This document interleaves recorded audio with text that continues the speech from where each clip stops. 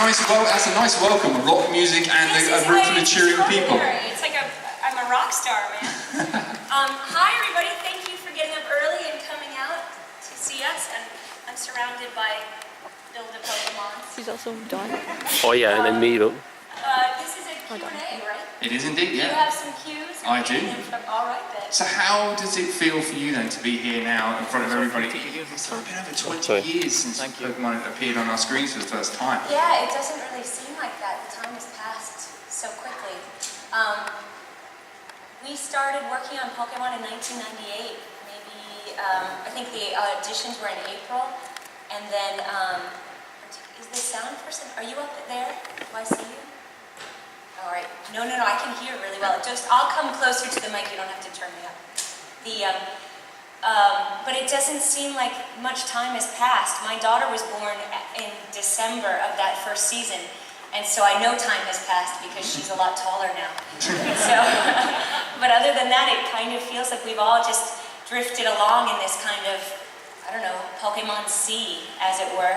And then here we are, washed up on this bank for a little while before we go back in. But it's been a really amazing journey, all of us together, and meeting up here and getting a chance to talk. I could never have imagined that playing a character could take me to so many different places. And it must be kind of surreal because now you see generations that grew up with it, bringing their children. And how does that feel for you when you then get to like interact with their children and the original fans? Well, the thing is, when kids come up to talk to me, I have to talk to them, but it's really the parents who are the fans. So you have to really I have to be able to split the conversation more equally. Because as parents, we all are like, oh, I just want my child to be happy, but really I want to be happy too a little. So a lot of times the autographs are really for the parents. So, but it is pretty neat. Your secrets are out. Yeah, I know you, I know. So when you first got the script, looking back to 1998, when you first got that script and you saw all of this, what were your first impressions of that? Because here we have a Japanese anime, and it was one of the first big smashes of its kind in this area. So what was your first impressions of what you saw? Well, when I auditioned for it, so on a lot of shows that I auditioned for, you don't see anything ahead of time. At all. Sometimes I get a little description of what the character is, and then I see a few lines and I audition based on that. With Pokemon, we got to see a little clip of some episode. I couldn't even tell you which episode it was. And they wanted the voices to match as closely as possible the original Japanese voices. So we watched the little clip and then we auditioned, and that was it. So we didn't really see a script. We had no idea what we were in for. But what I remember very clearly is the animation style, and one thing that I love about I was on the first 8 years of the show, and what I really liked about that was how simple it was. That even the way these are drawn, let's say, it's very simple, and the colors are very primary, and I feel like it lends itself to your imagination so much more, because it's just there, and then you add to it. It was so simple that you could then go out and play Pokemon on the playground. Yeah. It didn't do a lot of it for you.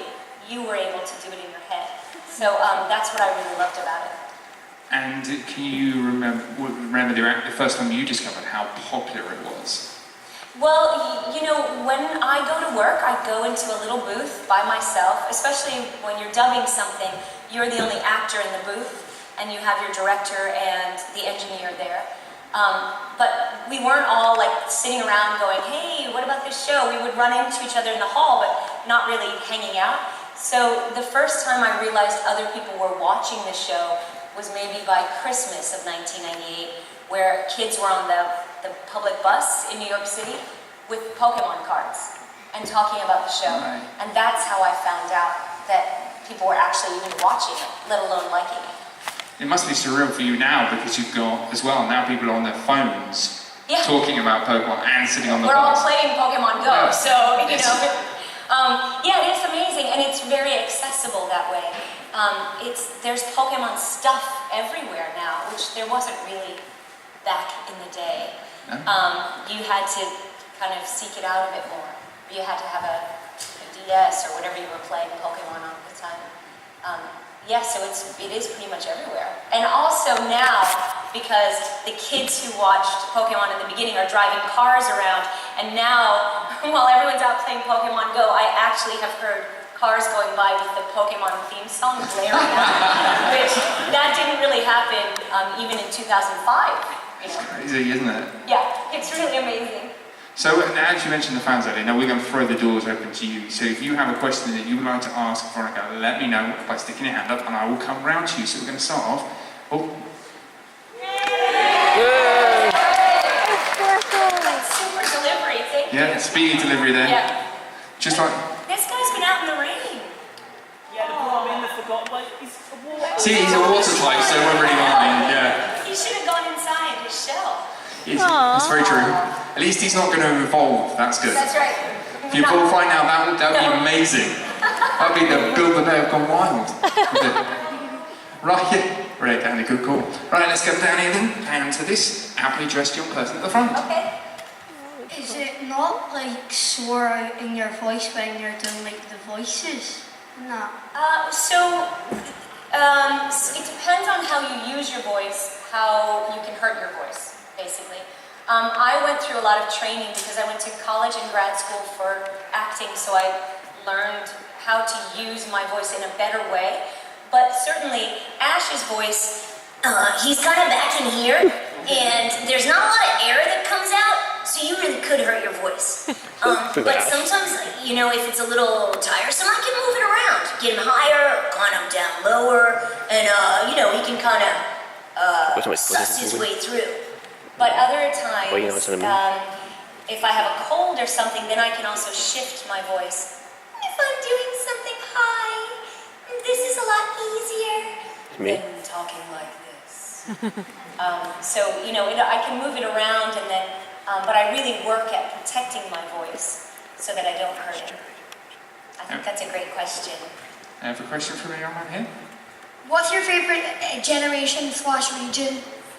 Well, I was in the first 8 years of the show, so those. But in the beginning, the Orange Islands, is that indigo? No. I don't know what those things were called. So my Pokemon experience is really just one 8-year span of time where I went in and worked on Pokemon. And millions of other things. So kind of what region I was in doesn't stick in my head as much as I love the Orange Islands because I like the idea of being on an island and picking fruit off the trees. Like, that's my experience. So I really like the original 151 Pokemon. You know, like the very early stuff is probably my favorite. I have a question for this one here. What character have you enjoyed doing the voice for the most of all the characters you've done? Definitely Ash. He's, I think, really the furthest from my voice, my real voice. Playing Ash's mom was fun. I, as a mother, would never allow my child to go on a journey of 10. So I kind of liked to be able to be super cool like that in my cartoon life. I played Amelia from Slayers at the same time I was doing Ash. Like, sometimes I'd work on Pokemon in the day and Slayers in the evening. And I liked that she's so high and kind of out there that it was a nice escape also. Because Ash is a really fun voice to do, but he's boring in a way because he's just kind of plodding along. He doesn't have superpowers or get to, like, you know, do magic and things. So that was a nice escape. But really, every role I work on, I invest a lot into, so I end up really loving it. So all of them are somewhat equal, but probably Ash is a little more equal than others. And we have a question from the young lady here. Do you watch the TV show? I used to watch Pokemon. As I mentioned, my daughter was little, so we would watch cartoons together on Saturday mornings. Sometimes before school we watched some cartoons, so we always watched Pokemon. I watch a lot of cartoons, not necessarily only the ones I'm on, but mostly ones I'm on. So I do sometimes watch them, and also because when I work on a show, I never see the whole thing. So I never know how it really comes out unless I watch it. And we've got go down the front. What are your opinions on Pokemon Go? I play Pokemon Go. I'm probably the worst person because I'm only level 8 because I forget to play. But the idea that I could be playing, I really love that. I love that I can turn on my phone and find a Pokemon in front of me. So I think it's pretty fun. What I have seen is how it's really bringing people together and they meet up outside and play. And I love the idea of that. So yeah, so I like it. I can't do Pikachu because I didn't play Pikachu and I would never even attempt that. So no. Diglett I played. Goldie. Question from Deadpool, Pokemon Deadpool trainer. Ash, yes. Hello. What was your favourite line to do as Ash in Pokemon? My favorite line, well, he had to say, Pikachu, use Thunder Shock! Thunder Shock, Pikachu!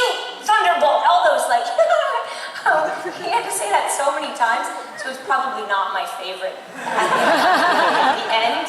I really loved when he, after a great battle, and Pikachu had done so well, and he would say, hey, buddy, you deserve a good long rest. And they were just really cuddly. I like that. Question from a young gentleman here. You were saying that you felt Ash was your favourite character, but of all the characters that you've done from other animes, is there any characters that you feel either doesn't get enough attention or is not appreciated as much as you wish it would be? I've worked on so many shows that no one has ever seen. So, in fact, though, I'm on Super 4, which is like a Playmobil cartoon. I just saw it on TV this morning. I didn't even know it was on TV somewhere. So that's the thing. A lot of stuff I work on just kind of goes, and I never know if anyone ever sees it. So I was probably more surprised than anyone to see that today. But I worked on a show called His and Her Circumstances, which is an anime that the main character, she's a normal high school girl, but she kind of goes through all of her emotions in a minute. She can be angry and happy and then sad and then back to happy again all over. And I feel like she is all of us, but just in the extreme. And I thought that was a pretty neat series. I work on another show now called Ollie and Moon. I play all the female characters, not Ollie and Moon.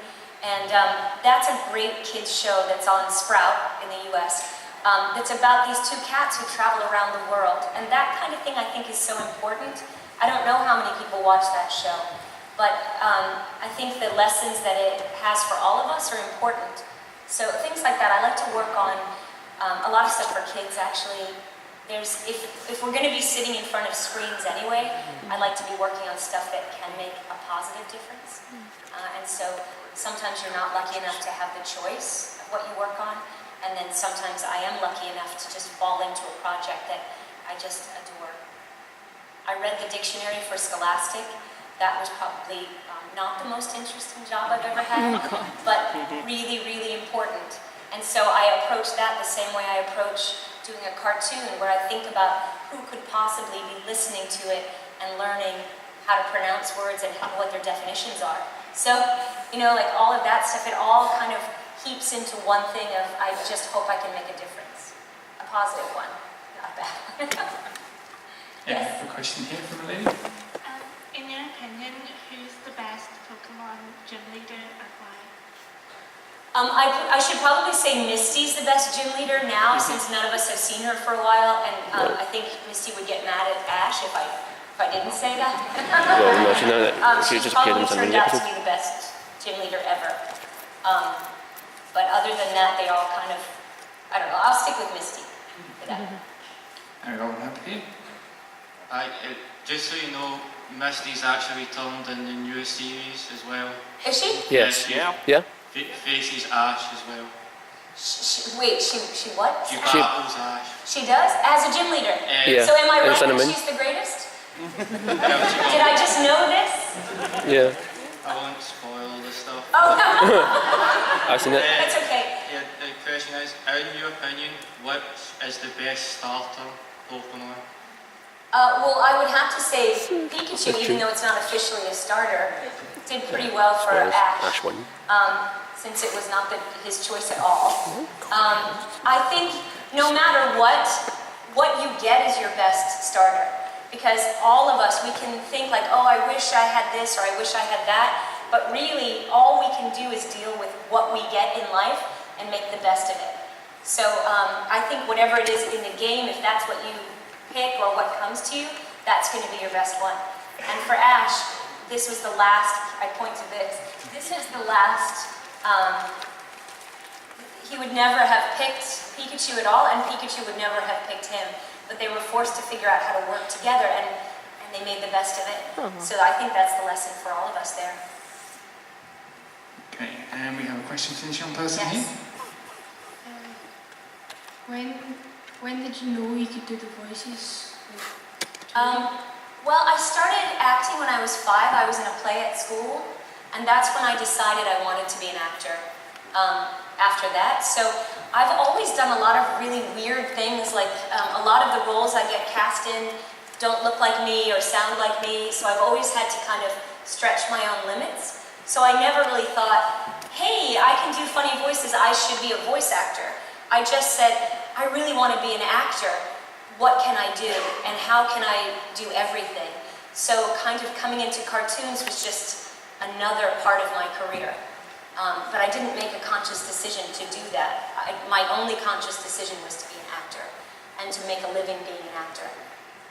And so that includes, like, gosh, reading the dictionary, doing stunt shows, I do theater, I do cartoons, all of that. So it just kind of came. I did do a lot of interviews in my room with my tape recorder by myself. So I guess I kind of did that at home before. And we're still up to the back, King. In your opinion, what is the best Pokemon game? The best Pokemon game? I've only played Pokemon Red, so kicking it old school here. That's the only one we have in our house, so that's the only one I can talk about other than Pokemon Go, because I have that on my phone. So I'm probably not, I'm video game challenged. I don't play any. So should I just say Fire Red? Yeah. Maybe I should say Yellow because Pikachu is in it, or I don't know. Let's stick with Red. I have to stick with what I know. We have a question here at the front. Yes. What was it like going from 4Kids in New York to, I assume it's bangs in New York, mostly based in California? So what was it like going from working with 4Kids in New York to working in California? Yeah. So 3 years ago I moved from New York City to LA, and to be quite honest, it's like I never had a career before. My move to LA, I've totally started over from scratch. I have to kind of figure out how to reinvent myself, how to introduce myself to people, especially in a big market. New York, LA is very similar. But I think anything in the arts, it's really all about networking. And so you have to kind of figure out ways to meet people, or else you'll never get cast in anything. So when I was in New York, I knew everyone because I'd been there for so long. And people could just call me directly and say, hey, I have a show, can you audition?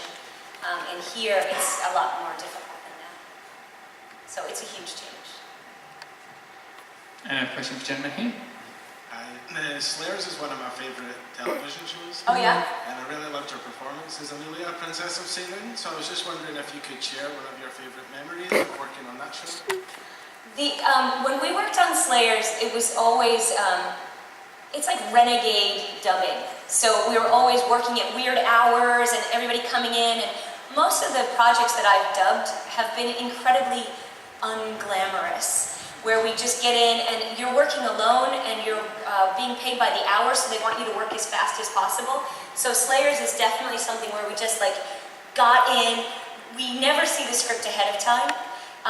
And you get the script, you go in the booth and you just start recording, which is kind of weird, but at the same time, amazing. Because you're just on, and you go and you're looking at the script and you're reading through to figure out what your next line is, you're looking up at the screen, the beeps go in your headphones, and then you just start talking and you're just kind of trying to match the flap while you're trying to figure out what your line is, and then it all kind of comes together.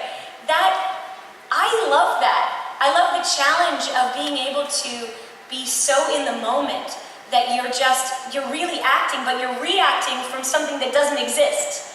because you never hear the lines in front of you, or you just read them, skim them. So that, especially with Slayers, is one thing that I've always loved about it. And that it just comes together in a really great way. I think the characters are so extreme.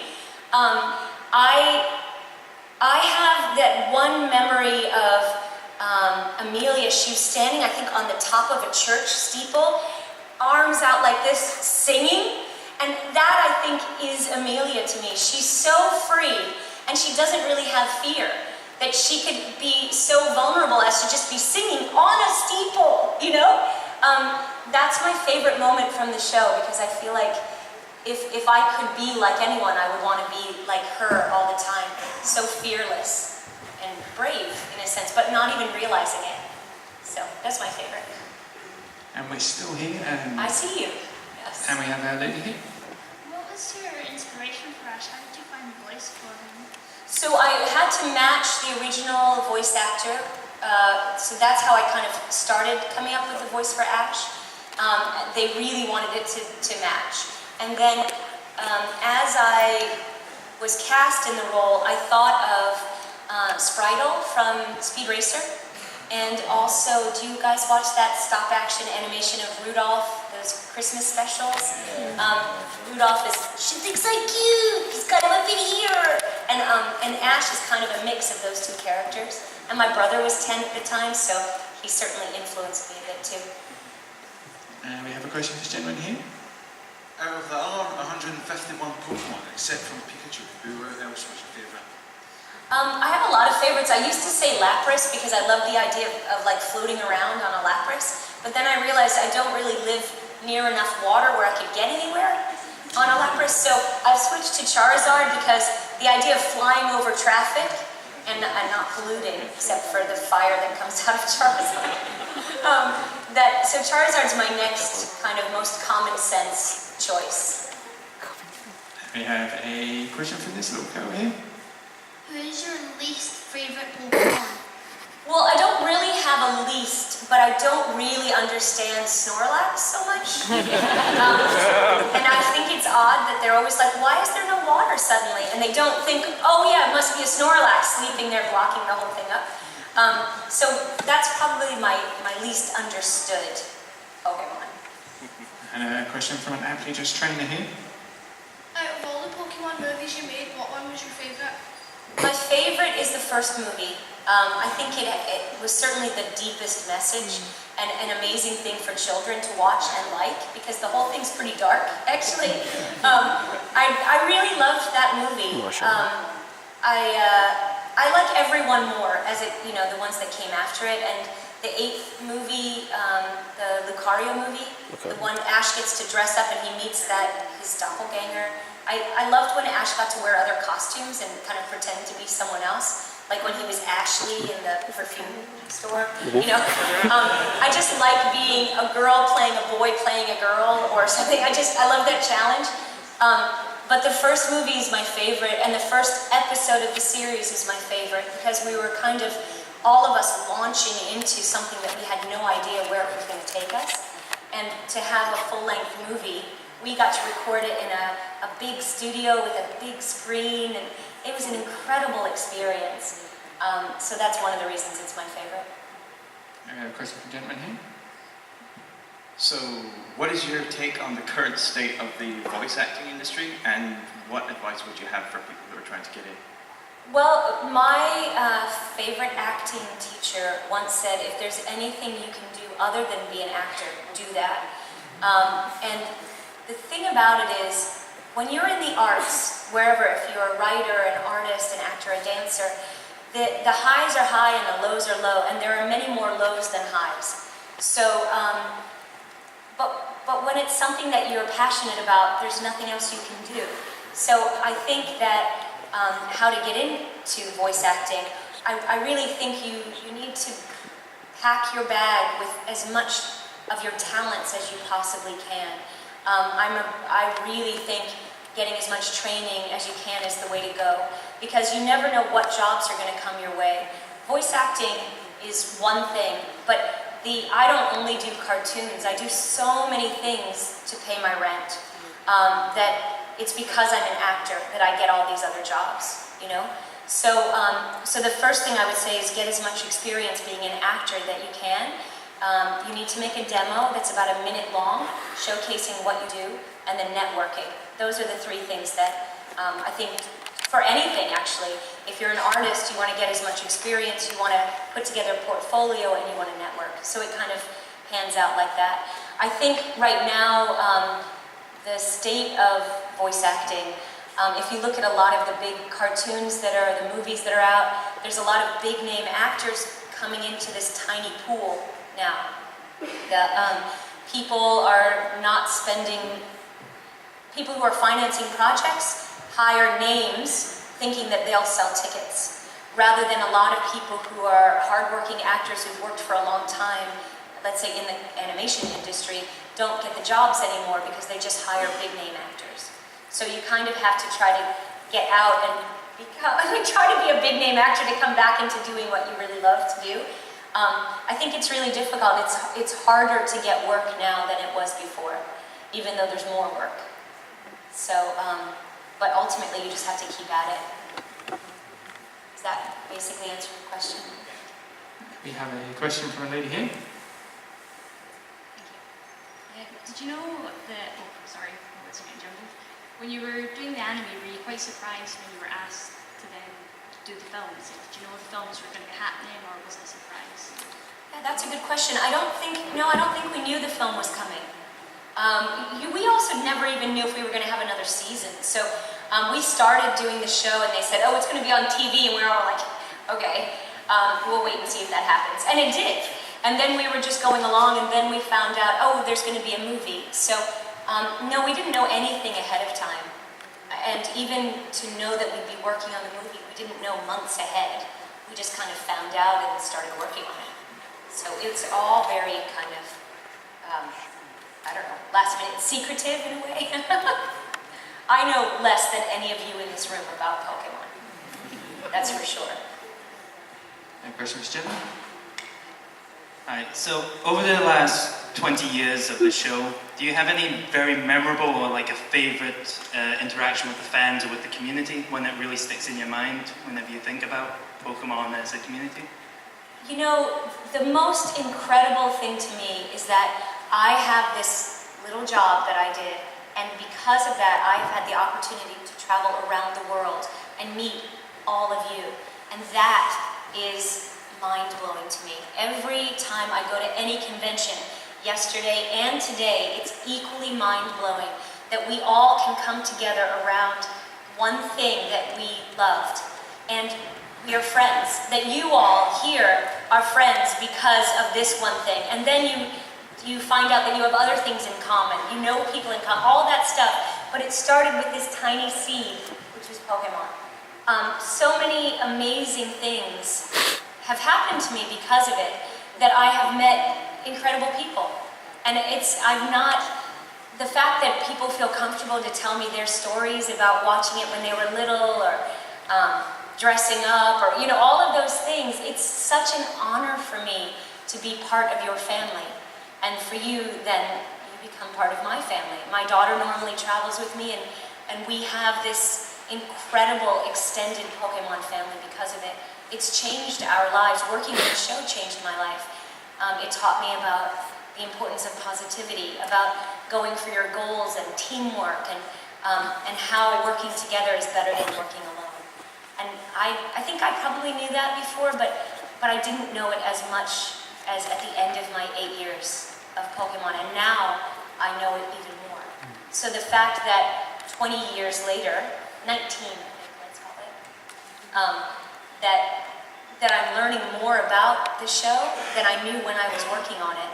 And I think it has such a bigger message for all of us, and I think we all are kind of figuring that out along the way. That's the extraordinary thing for me. Not necessarily one person here or here, but I have so many stories I can tell you that people have told me. It's been an incredible journey, really incredible. Ask another question, I won't cry. So. We have a person here.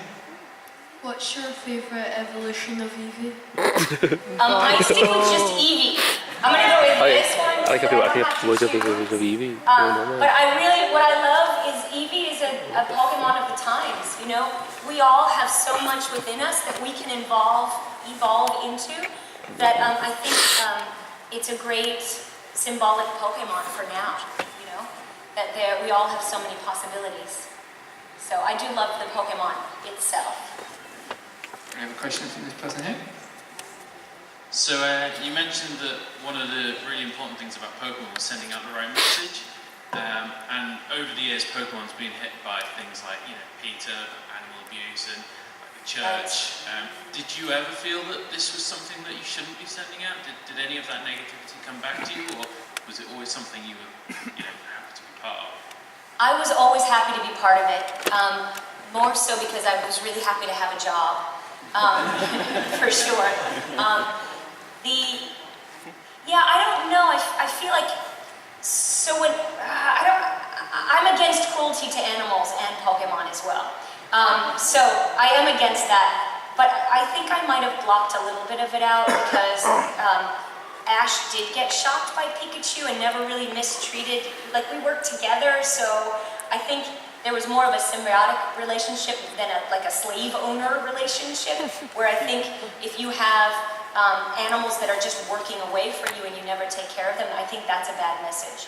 But I do feel in my limited experience of Pokemon that there was a lot talked about how to take care of your Pokemon and a lot about respect, and we could, the trainers would get angry when other people mistreated their Pokemon, so I feel like in a way it was covered. There's a lot, I know a lot of people couldn't, I'm not sure why religiously people couldn't watch the show, but I know there was a lot against it.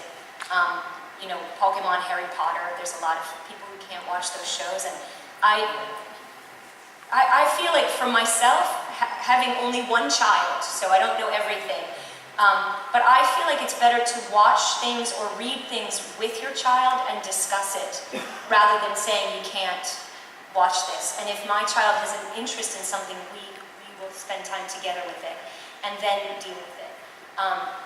For me, that's a more constructive way of figuring out the world.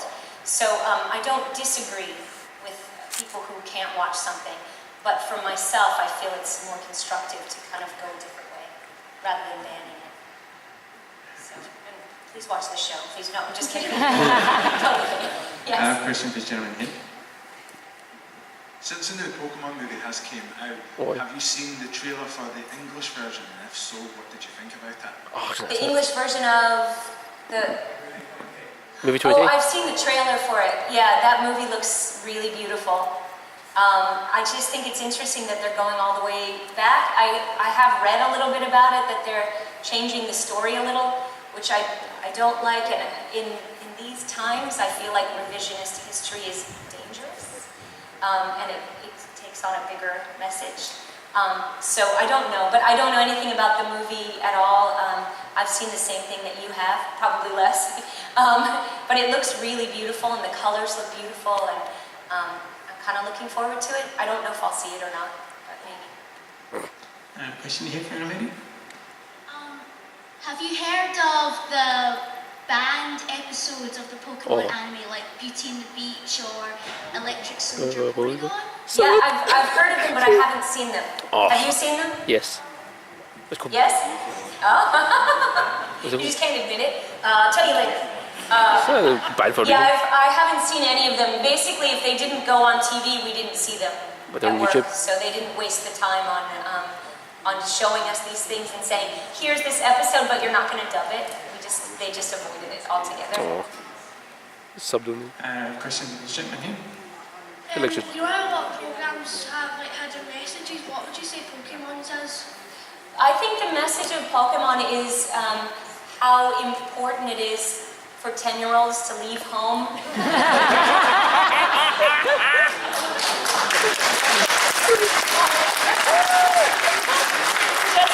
Just go off with a backpack with no money, like 1 or 2 pairs of underwear, just see the world. I think I think that it really is a dream come true, isn't it? We all dream about leaving home and Just like it used to be with the stick and the bandana tied on it, you were a hobo on a train, and now you're a Pokemon trainer. So I really think that Ash was a great example for me because he, as we all know, lost a lot of battles, but he never gave up. He would never be one to say, "Oh, we'll never get out of here." You know, he'd say, "What can we do? How do we fix this?" And I think that's an important message to not give up. There are times when you have to say, "Okay, my work is done here. Let's take a different route." But to push through to get it done, that's, I think, the most important message. I think teamwork, through Ash, we learned that you can be training for a battle, you can be trying to do your best, but you can also help a friend along, and you can help them be their best. I think that's a really important thing, that you don't have to push people out of the way to win. You can also help them along and win. I think friendship is really important. Those are the messages I've taken away from it. And that Brock is a really good cook. Cooking Pokemon. I have a question for you, young man here at the front. What would be your front six Pokemon? My which Pokemon? Like your team, your battle team. Well, I think I'd have to go all the way to the beginning.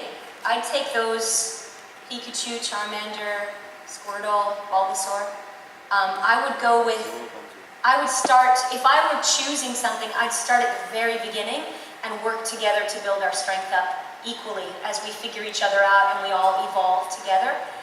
So I would start very basic. I have a question here for Sadie. Hi. At what point did your daughter realise that you were Ash? Did it blow her mind a little bit? She may have realized I was Ash when she was born, because she was in here while I was like, "Oh, hey, come back here!" Oh. So I think, when she was born, she probably recognized I did actually do that. I kind of wanted to know, because they say babies can hear things, they know their parents or whatever. So I was like, she probably recognizes Ash too. So I didn't tell her that. So let's keep that here.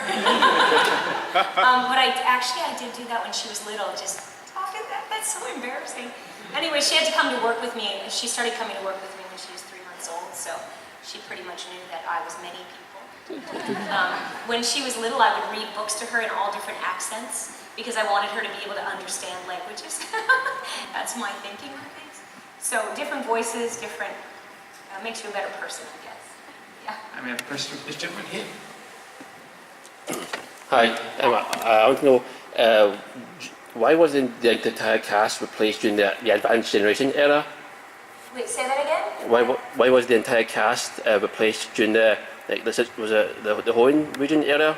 In the Hoenn? Why wasn't the entire cast? Yeah, why was Ash voice actor replaced? Do you mean why were we replaced? Yeah. Oh, I don't know.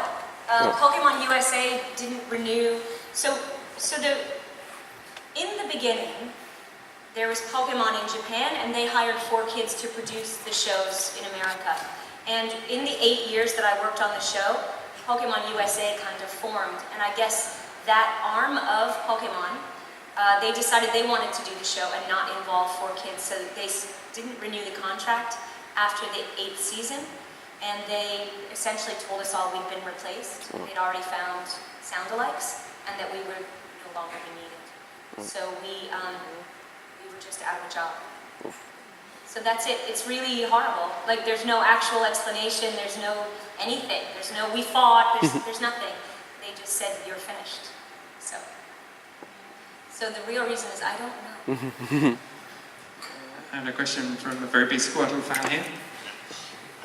Going back to talking to your daughter Ash, did you surprise her friends by just randomly doing the Ash voice? And how would they react to stuff like that?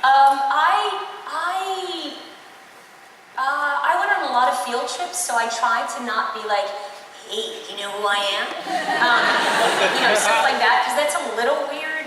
And when you're small, and I think now her friends think it's kind of cooler, but it took a really long time for anyone to care about that.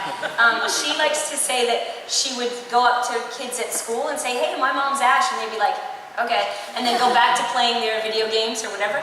So ultimately it didn't get her a lot of play dates. But once she got into high school, a lot of her teachers actually thought it was pretty cool, so that helped. I wouldn't say it got her an A, but I think when she had to travel with me, they were okay with it. And then now, I think, you know, more people are a little more interested in it. But we've never really gotten a lot out of it. So, you know, just so you know, my life is pretty normal. Subnormal. But yeah, I don't use the voice that much. And I did, like the other day I was going by a bank and there was a group of adults playing Pokemon Go, and I went by and I'm like, hey, you guys playing Pokemon Go? Yeah. I used to play Ash. They're like, okay, same thing, right back to their whatever. All right, later. No. Aw, so sad. It was all right, it's just my ego. Well, ladies and gentlemen, now it is time for our giveaway. You have been